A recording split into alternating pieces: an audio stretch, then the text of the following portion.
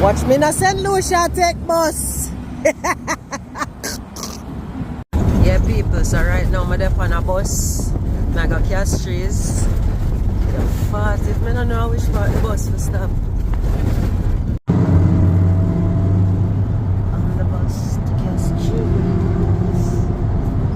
What a nice ride. You get to see the nice Caribbean Sea. Right now, that is it.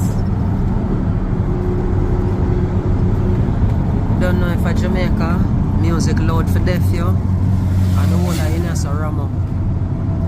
You know, nice and decent Lucian people, you know. Mama, we reach. But watch, you know.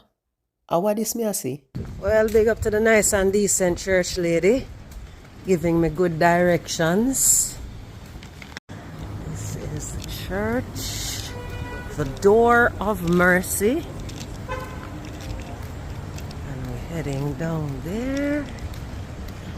Watch me I walk out Castries like me know the place. Google Sparks.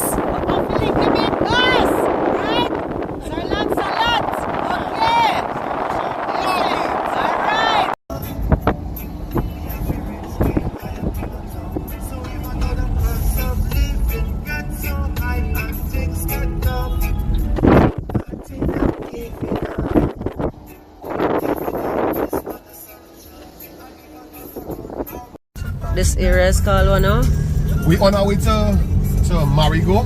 We just left cul-de-sac. And as soon as we pass Marigo, we're going to be headed to a community called Roseau. Okay. Alright, currently we on the west coast of the island. And from the west, we're going to the east. Yeah. We are saddled to the east. Saddle to the east. Lance, you know, so I don't think you know which part you go. I know where we going. So why you use Waze 5 you know which part you go? Because you have to really show that the app works and it works well. No, no man, we don't need you to download the app. No, say it work. Are we lost? Me don't know. Me don't know St Lucia. It said left and you said no, it cannot be left. So that means that's something not accurate. You laugh. Alright, so we're in the middle of the island right now, right Lance? Yes, we are. Okay, where are we? We Sarat right now. We headed to back to the main road, and then when we hop onto the Sarat, well, from the Sarat Gap, we'll be entering Bexo, which is another big community in St Lucia. Okay. And we'll officially be on the East Coast. Okay. Alright, so we're in Dennery now. Big fishing village Big as well. fishing Seafood village. Fiesta. That's right. So Lance has just told me that Dennery has the most snakes on the island. People, tell me why Lance? I care me. Why? Which part them have only for snake? I know some me not like reptile. My dog like reptile. The good thing is that snakes don't come where people populate, so we're gonna be fine. We'll be fine. Get a view of Dennery for them spots.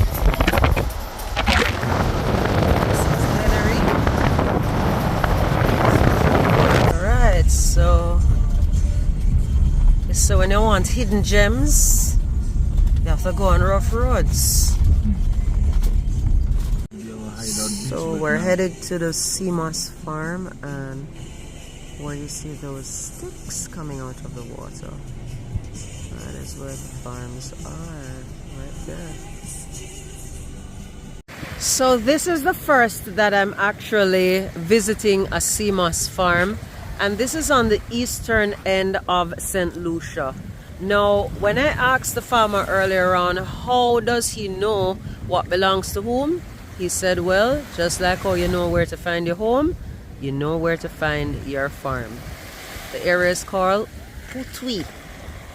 Okay, what is this? Large leaf. What do you use this for? This is to build the farms. To build the farms, okay. Yeah, that's to build the farms. So we sharpen the end and we send it down at least a 4 feet so. Okay. Yeah. What are the lines for? This line is that line is to hang Seamoss to the purple. Okay. So when we do the purple Seamoss is like air dry. So you take the Seamoss from the sea and you hang it. You hang a piece of it on there. So in no time, when you pass back, the air will take off all the water from it and it will just turn purple.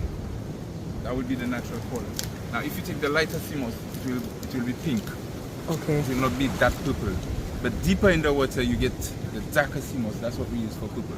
Okay. So because it dries so fast in the air, some farmers do it by the sea instead, because you have more air there. But we have beds we build for purple with a net with a wider hole so the air could pass. It also turns purple at home, but it takes more time at home than here. Okay. So you find most farmers come here and do that. So they just hang their Seamoss there overnight. Tomorrow morning it's purple already. How do you know when the Seamoss is ready for picking? Okay, maybe I should not start there. How do you grow the Seamoss? Well, how we grow the Seamoss is we harvest some Seamoss, let's say on the rocks. Like when we started, we harvest Seamoss on the rocks, and we have a rope like this one. If you look at this one, you can see all the small ropes. Right. So what happened? That farmer, he cut off the small ropes, so he could use that rope there. But these small ropes, they hang, and we tie a piece of Seamoss in it. And we tie a piece of Seamoss on each of them, and it just grows. Okay. So when it reaches a big size, then we harvest. How long does that process take? So, well, right now in the sunny season, where the water is shallow, it will take like 2 months to be fully ready. 2 months, 2.5, because it's extra slow in the sunny season because the water is so warm. But where that's deeper, it only takes 3 weeks, a month. Do you have to check them daily, weekly? No, since we know it's 2 months, we'll come and check if some of them break to replant it and stuff like that. If we have to come and clean the cords, because you know things in the sea will grow on the cords. So if we want to keep our thing intact, we clean the cords and stuff like that. We just come and work. But we always have work because the Seamoss is going. We have to replant, and so we there most of the times. Yeah. So when you pick it, how do you clean it? So what happened when we pick it? Most times it's clean in the water. Okay. Most times it's clean already. But we have something we in Creole we call it quail shot.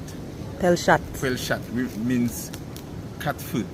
Okay. Right, that's how we call it in Creole, but I don't know the English name for it. Okay. So it's season now, it sticks in the Seamoss. That's when we get trouble. So what we do, we try to clean it as much as we can in the water, and while it's bleaching, the rest comes out easier. So then when we finish bleach, we just wash our Seamoss and it all comes out. Okay. Yeah, that's you wash it with salt water? No, with regular water? With pipe water, yeah. Okay. Yeah, that's when we have it at home. How deep is the water out here? Well, to be honest with you, that water here is about from here to all the way where you see in the farmers there. When the sea is shallow, it's about here between 3 to 4 feet. Between 3 to 4 feet. But now it should be around 3 to 5 feet right now. Okay. 3 to 5 feet, the highest. But Is you have to go all the way up there to get the 5 feet. Okay. So you'll find between there, you'll get 3 to 4 feet, like where you see they're standing there, like that. When is the best time to plant? In the morning, afternoon, or in the evening? Well, it doesn't matter. There's no special time to plant.